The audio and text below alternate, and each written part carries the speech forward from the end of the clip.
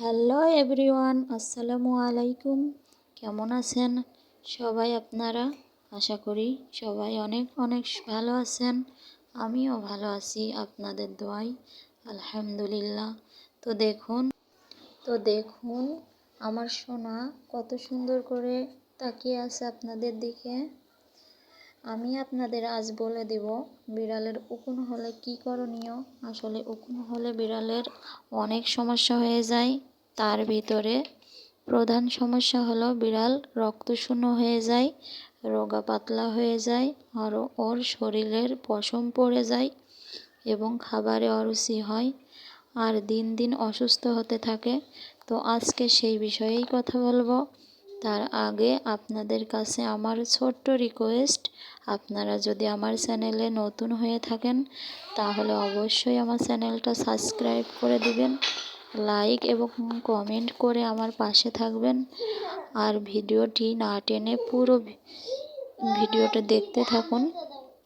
আশা করছি আপনি নিরাশ হবেন না। তো এখন আমি বলে দেব বিড়ালের শরীরে যদি আপনি ফ্লি বা উকুন দেখতে পান। বিড়ালের উকুন কিন্তু দুই ধরনের হয়ে থাকে, একটা উড়ে বেড়ায় পোকার মতো, আর একটা কিন্তু শরীরের সাথে লেগে থাকে। এই উকুনগুলো কিন্তু বিড়ালের রক্ত বেশি খেয়ে থাকে আর বিড়াল দিন দিন অসুস্থ ও রোগা পাতলা হয়ে থাকে। তো উকুনগুলোর যে প্রাথমিক চিকিৎসা আমি বলবো, আপনার পক্ষে যদি সম্ভব হয়ে থাকে তাহলে আপনি কি করবেন, উকুনগুলো হাত দিয়ে ধরে মেরে ফেলবেন। না হয় গোসল করানোর পর শরীর ভালো করে মুছে দিয়ে দেখবেন, তখন কিন্তু উকুনগুলো পুরোপুরি দেখা যাবে আর উঠতেও পারবে না। আর এই সুযোগে আপনি উকুনগুলো ধরে মেরে ফেলবেন। আমি সব সময় আমার বিড়ালদেরকে এভাবেই পরিষ্কার রাখার চেষ্টা করি। আপনি হাত দিয়ে মারা যতটা কার্যকরী হবে, অন্য কোনো ঔষধ বা শ্যাম্পু ব্যবহার করেন না কেন এতটা কার্যকরী কিন্তু হবে না। আর যদি এই কাজ না করতে চান তাহলে কিন্তু বিড়ালের চিরুনি কিনতে পাওয়া যায়, খুবই চিকন। ওদের পশমটা আঁচড়ানোর জন্য আমরা যে চিরুনিগুলো ব্যবহার করে থাকি সেটা দিয়ে আঁচড়ালে কিন্তু ভালোভাবে বের হয়ে যায়।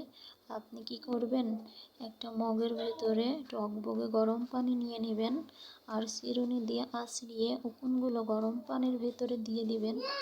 তাহলে কি হবে, উকুনগুলো মারা যাবে আর ফিরে আসতে পারবে না।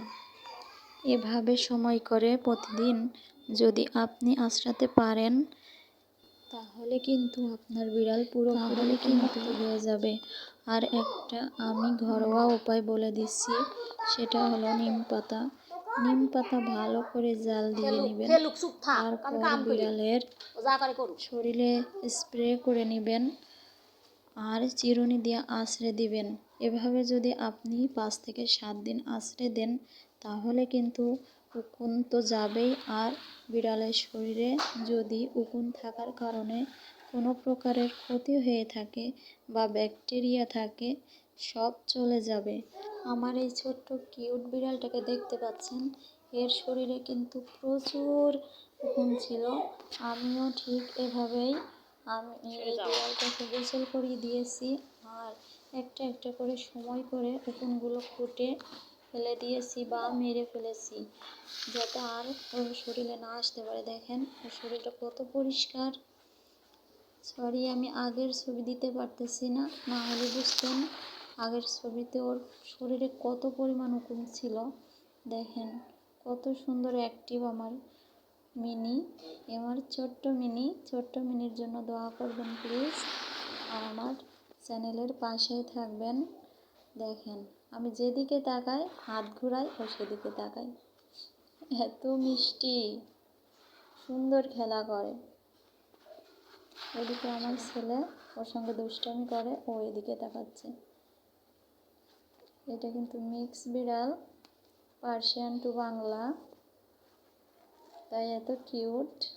এর বয়স কিন্তু মাত্র 20 দিন। এর জন্য আপনারা দোয়া করবেন।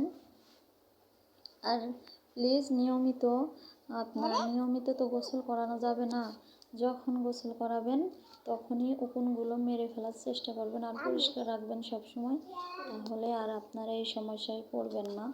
বিড়ালের শরীরে উকুন হলে কিন্তু বিড়ালের অনেক সমস্যা হয়, যেটাই খাক না কেন ওর শরীরে কিন্তু লাগবে না আর ও অনেক কষ্ট পাবে।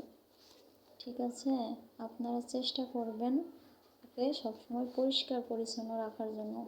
যেহেতু ও খুব আদরের, ওদের আমরা ঠিকই খুব আদরের আর নিজের সন্তানের মতোই পুষি, তাই। আসসালামু আলাইকুম, দয়া করে আমার পাশেই থাকবেন।